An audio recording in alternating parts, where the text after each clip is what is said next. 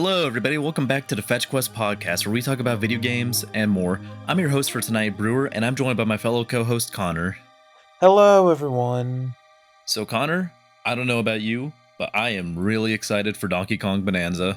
Oh my god, dude, same. It looks so clean. Like the art style, the gimmick with the destructible environments, everything looks great. I can't wait to get it. Man, dude, it's gonna be peak. Yo, whippersnappers talking about mid again. Cranky Kong, it's not the 1900s anymore. Get over yourself, man. No, I won't. You youngins don't know anything about good video games. Care to enlighten us, old man? Yeah, what he said, Cranky? Back in my day, we had Donkey Kong Country. It was a good old 2D 16-bit graphics. None of this 3D hullabaloo. Back then, we didn't know what the word gigabyte meant. The developers shoved massive games onto carts with barely any space, while these youngins can't make a game smaller than 200 gigabytes. And I hate video games. Connor, we need to calm the old man down. I have an idea. What's that? This. Cranky, we're gonna talk about Donkey Kong Country today. Yay! Finally, you youngins got some sense in you. Okay, we need to get him on his meds, Connor. But with that, everyone, welcome to today's episode of Fetch Quest, where we're going to be talking about an oldie but a goodie, Donkey Kong Country. Not Donkey Kong Country Returns for the Wii, but Donkey Kong Country for the Super Nintendo. We're going back in time to the first Super Nintendo to get DK's bananas back. Yes. Steal them back from King K. Rool and get him off the menu for Smash Bros. So Connor can't have a main anymore. No, Well, I know you main Ridley, but I know you do some King K. Rool. I main King K. Rool, I secondary Ridley. Okay. Either way, Donkey Kong Country, we're going to be talking about what a great little game it is, its levels, its amazing music, some of its fun designs, and then also just how impressive it was for time, especially graphically. I also think a good thing that we will be discussing is like how this game really it paved the way for platformers, and like how you can see a lot of its influence in a bunch of other platformers, not just around the time but even nowadays. Yeah, especially because the game has aged really well. Like there are some rough levels, and then I'm not gonna lie, it did take me a couple lives on some of the levels, especially ones where the main way to die is fall off a platform. But it's still a lot of fun to this day, especially with the music just pumping you up to get through every level. Yeah, exactly. But I guess we'll go into a little synopsis. Donkey Kong Country is a very simple game. Donkey and Diddy Kong get their bananas stolen by the nefarious King K. Rool and the rest of the Croc gang. So now you got to go on a little mission while defeating a bunch of bosses around the land to take back all of your bananas so you can start hoarding them again. I have to interject real quickly to stop you from getting hunted down by the Donkey Kong mob. It is actually the Kremlin crew. Oh, I'm sorry. I'm sorry I forgot about something from the multi-decade-old game. Listen, Brewer, I'm saving your life. Hey, they could take my life when King K. Rool shows up back in Donkey Kong Bonanza. All right. You know what's crazy is that that actually could be a possibility. Could be a possibility. He wasn't in Returns or Tropical Freeze, but I would really like to see him return, and I feel like they will. Yeah, as a quick side tangent, I will say I think it is possible because in one of the trailers, I think there's like a giant statue, and it has like it looks like a crocodile, but also on its pattern, it has patterns on it that resemble K. Rool's cape. So it is, it could be possible, or it could just be a reference. But I'm gonna be real. When you said cape, I thought you said cake, and I was like, his what? well, listen, dude, he's got the K. Rool cake as well as a cape. He is pretty cheeked up for a Thursday afternoon. He's chonky. First, I think I just want to get into just like how the levels work because all of them are really simple. You're on the left side of the screen. You need to run all the way to the right, and you have about 2 hearts to do that. Basically, you have Donkey Kong and Diddy Kong. If one of them gets hit, you swap to the other. If both of them go down, then you have to restart from a checkpoint or the beginning of the level. Yeah, and there's usually only one checkpoint per level, so you gotta be Real real careful. careful because it's really easy to die. Because I think if you just, I'm pretty sure if you just fall, you both of them die. Yeah, no, the other one doesn't respawn on higher ground. You just automatically lose a life. Yeah, But it can be. luckily, there are barrels around the map that if one of the Kongs is down, there'll be another barrel. You throw the barrel, and then boom, you get them back. Which does also function as a projectile as well, because some of the like more invincible enemies, like the bees, you throw a barrel at them, and boom, snap them dead. But you won't always have that, so a lot of times you just have to navigate around, which does help because the platforming feels very smooth for the game, minus maybe a couple of the ice levels. Yeah, Yeah, because I think I really like if you press Y, you'll do a little dash, or Diddy Kong will do a little like cartwheel thing, whatever it is, into the enemy. But if you jump right after that, you'll get like a lot of momentum. yeah, Yeah, because I think if they, I think they intentionally designed a lot of the levels to where you do want to be careful, but also people who know the levels well can just like absolutely blitz through them and complete them really quickly. yeah, exactly. I think it's a very like it's simple, but it can get really complex, and I really like that about the level design. Yeah, but they throw in a good amount of variety. Like for one, there's the moving barrels that like shoot you out of them. Use those to navigate the levels a lot, but also you'll have to time a lot of like cannon fire from them to make sure you don't get hit by like some spikes or like just fall straight off the map. So there's that. There's the minecart levels where you're on rails and then you have to watch out really quick, like have some really fast reaction speed to just like jump out of the way or jump over a pit. And then also you have a bunch of the little animal buddies as well that you can find in the levels. Like Ramby. Yes. Or Espresso, I think that's named like Ostrich's name. Yeah, They all have really quirky names. yeah. And I will say, I the reason I bring up the fact that like its level design can be pretty simple is and I think that's a really good thing because as someone who's played both Donkey Kong Country 2 and Donkey Kong Country 3, the levels in those games get very complex and honestly can get very bullshit at times. So, Yeah, Donkey Kong Country 2 is known to be kind of a BS game. like and I think both of those games are pretty good, but I just think the first one's the best because I think it keeps things both not easy but not super hard either, and I think it's a perfect balance. Yeah, it's still pretty challenging compared to other platformers nowadays, but it doesn't feel too unfair compared to a lot of its contemporaries at the time. Yeah, exactly. And either way, I think part of the reason too it works because it's so simple is also because the game still looks really good to this time. Because they didn't just use 16-bit graphics; they used pre-rendered graphics, and it's kind of a lost art that isn't used as much today because most stuff is just rendered in time. But basically, what that means is they took an advanced 3D model for like the backgrounds and the characters. They rendered them, and they converted those renders like multiple different frames of them into sprites that the characters, enemies, and the backgrounds would all have. So it gives it this really cool pseudo 3D look. Because even though it's a flat 2D sprite, the sprites are so detailed and they show good like curves and roundness to them that it gives you the like illusion of 3D. Because the Super Nintendo, other than a couple of games like Star Fox, which used a Super Effects chip, couldn't really do 3D. We had to wait till the Nintendo 64 for that.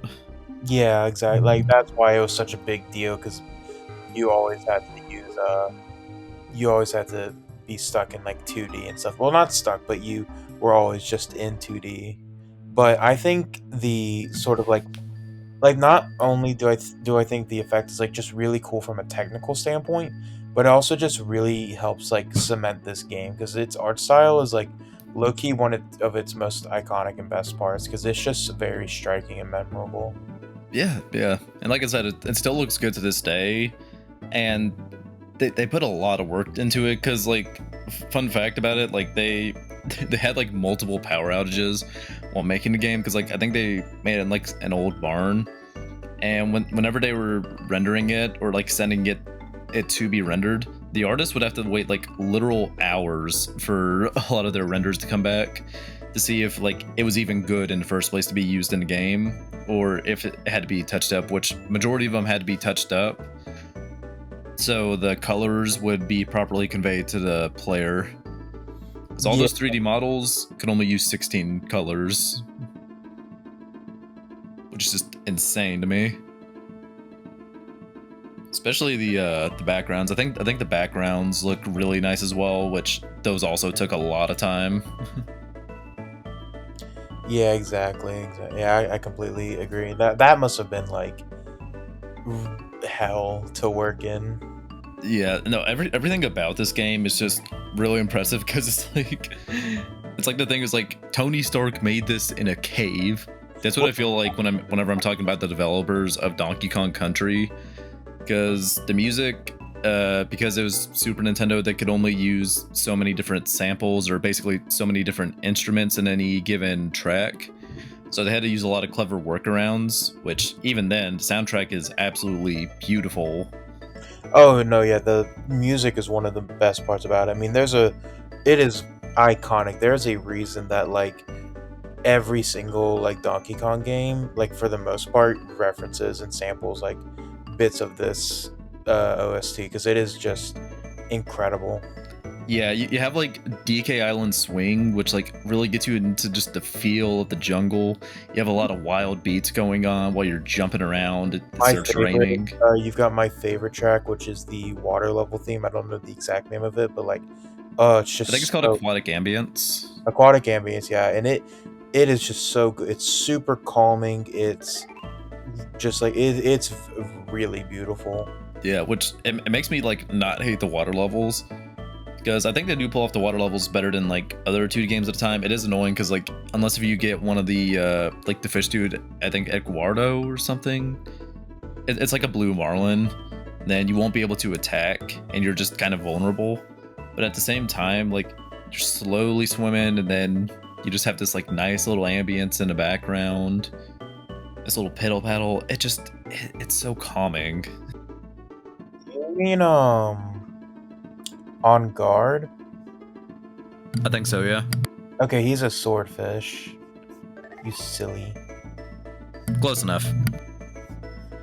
Honestly, yeah, but there is one thing I do want to uh like I guess bring up when it comes to this game, and I think it's just like the way they were able to um like I guess like when it comes to their character designs because like I think was this the first time that Donkey Kong got his like iconic rare design? Yeah, yeah, I think so. I Because yeah, before then, it was just mostly the arcade design.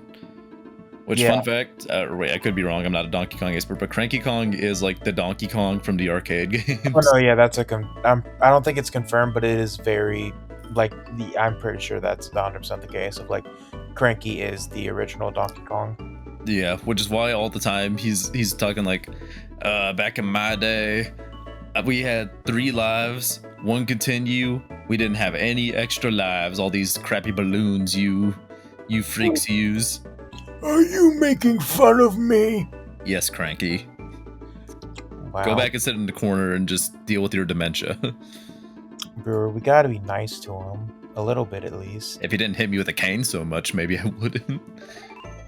You know what, that's fair, but I think it's also just an important point to bring up because there has been a lot of controversy with just Donkey Kong in general now that he's gotten like his redesign, which I'll say right now as someone who loves Rare DK. I legit just love this new DK design. I think it's fucking amazing. I think they're both really good. Like I don't really see one above the other. No, I don't either. I think they're both really good, but it is I think a lot of people are overreacting, low key. Yeah, I do kind of wonder. I'll say on both sides. I think a lot of people are blowing this out of proportion on both sides. Yeah, well, I think that's more just like a vocal minority than anything. But I think one thing one thing I see happening maybe, especially if Bonanza is successful enough, like you know how like Mario, we Yeah. have like separate 3D games, but then we also have like the Bro series for the 2D games, which has turned into Wonder now. hmm I kind of see maybe with like Donkey Kong, like all the 2D games are really good, especially like Country Returns and Tropical Freeze. So maybe like they'll start doing like more 3D games like Bonanza, like big open platformers like that, uh but they'll still keep like maybe the old design for the 2D ones. I I could see that. I just don't know if it's likely because like They have kind of phased that design, even with like the Nintendo Switch Online icons. yeah, I was gonna say with the Switch icons, and I think they've made it kind of clear, especially also when going into Mario Kart World as well. Which great game by the way. Me and Brew have been playing it a bit. Oh Um, yeah, but I think it's a good redesign. I especially like specifically talking about Bonanza. I love the overalls look. I don't know if that's going to be there for the whole game, but I just and Bonanza's art style in general I think is really great. But um, I think I it's think his design with him being like a lot chunkier, I guess I think helps display a lot more power, especially with like destroying parts of the level from what we've seen in the trailers. Which don't get me wrong, Rare Donkey Kong could still fuck me up because like, yeah, that's still a gorilla.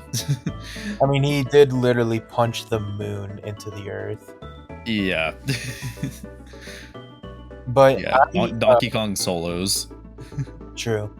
But I think it really again, I don't want to harp on this point too much because again, a lot of controversy between the two, or like even if like a vocal minority. But I really like the both designs. I think they both are just really good, and I'm both excited to play Bonanza, and also I still have a special place for Rare DK because he has been the DK design for like basically my entire life.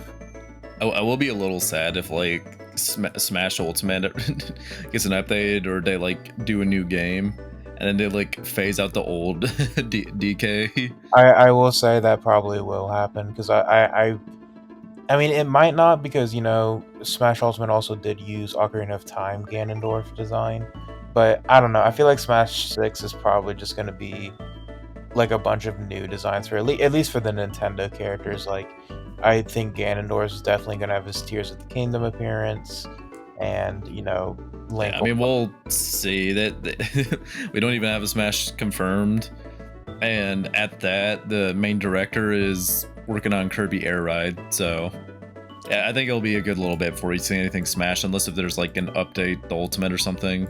Yeah, there will be a Smash 6 though. That is for certain. Yeah, probably. But I think we're Yeah, a little off track there. But something I do want to talk about something. And it's my, I guess, problems with the game because while I do think this game is a very good platformer that has just really stood the test of time, I think there are problems with it, and I do want to go over those. yeah. Lay him out. My first big issue, and I don't know if this was more of a problem with development or just they couldn't come up with like any super good ideas, is like the boss fights. Yeah, some of the boss fights are a bit repetitive. That and frankly a bit easy compared to the levels are the difficult part. The bosses are like the reward because you just destroy 90% of them. Yeah, which I'll say should probably like, as someone who's played a bunch of games, should probably be the opposite. Where the level is sort of like the build up to the boss, and then the boss is like the really difficult challenge to the next area.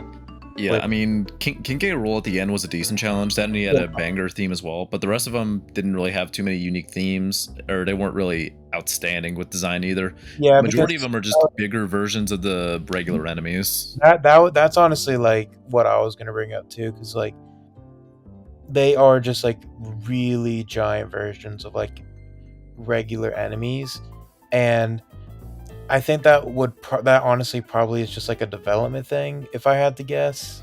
Yeah, especially with the amount of storage as well. Like, I mean, one of them is like a drum from the levels that they kind of reused. So Yeah, with the amount of storage with like all the different soundtracks or different music in it, which that does take up a lot of space.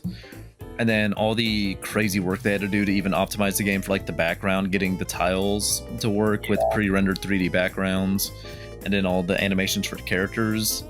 I'm thinking maybe they just had to cut it down a little when it came to bosses. that's my idea too. I'm just glad that they at least did really well on K. Rool, because I think his boss fight is definitely the best one in the game. In Yeah, my well, that especially with the funny fake out as well, which is iconic at this point, where yeah, like the credits roll, but all of it's replaced with like K's.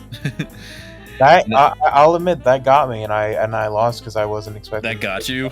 That's I crazy. didn't know it was a thing, so I was like, "Oh, let's go!" I beat the game, and I wasn't really paying attention.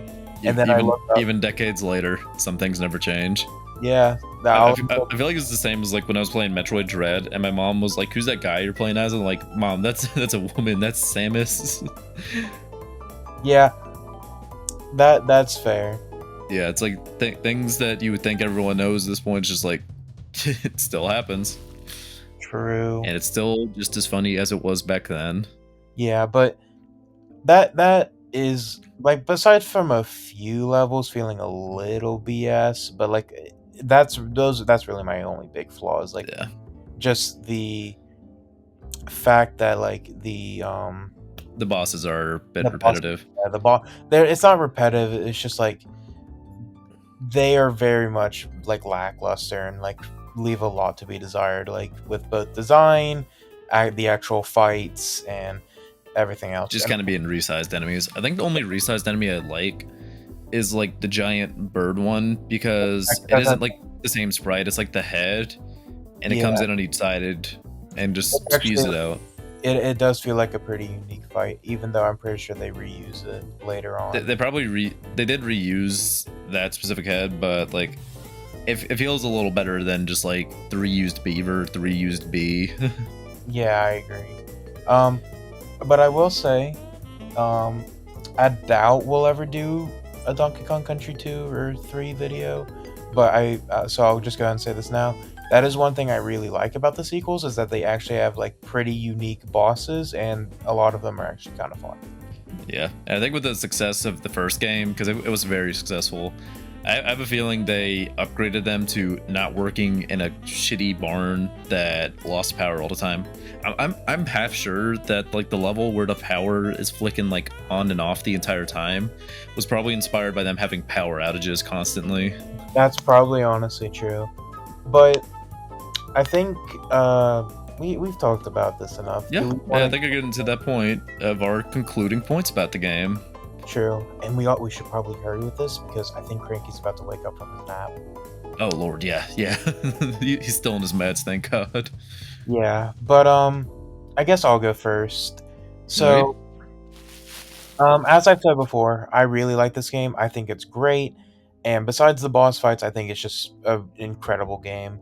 I think the music is by far one of my favorite parts about it. It's just you've probably been hearing a lot of it in this video, hopefully. But it's just really fun, really and like just from both a design and technicals perspective, it's just incredibly impressive, and I am really glad that I decided to play this game, because I had a lot of fun with it, and I think I think it is really cool how like it just sort of created a new era of Donkey Kong, I guess, and took him from a arcade sort of mascot thing and made him into a new platforming icon, I'll say. And Yeah. and I think you can really feel the influence this game has on a lot of other like platform games of like just even now. I mean, like for goodness sake, the Bonanza is gonna have a at least an area that references this game with its background and stuff like that. So I can't wait for that, and I cannot wait for just Bonanza as a whole. It looks great. And if you haven't played this, it's on Nintendo Switch Online, which I think is how me and Brewer played it.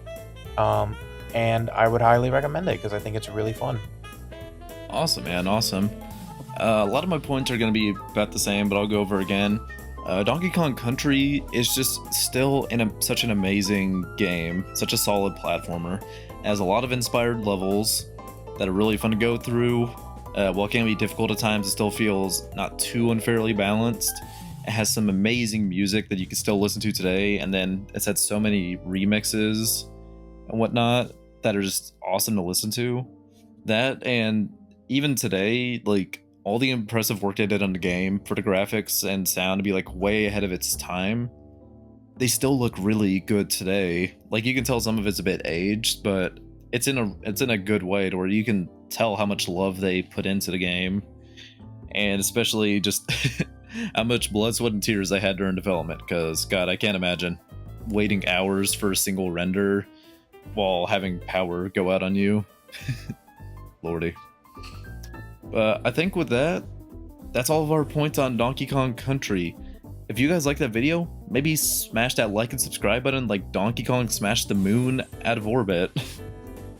True, and if you want us to, if you guys want us to do a Donkey Kong Country 2 or 3 game, then I'll make Brewer play it. But yeah, that or even maybe just another Donkey Kong game in general. Maybe Tropical Freeze or the upcoming Bonanza. we will definitely do a video on Bonanza. I will say that because that game is my most anticipated Switch 2 game right now.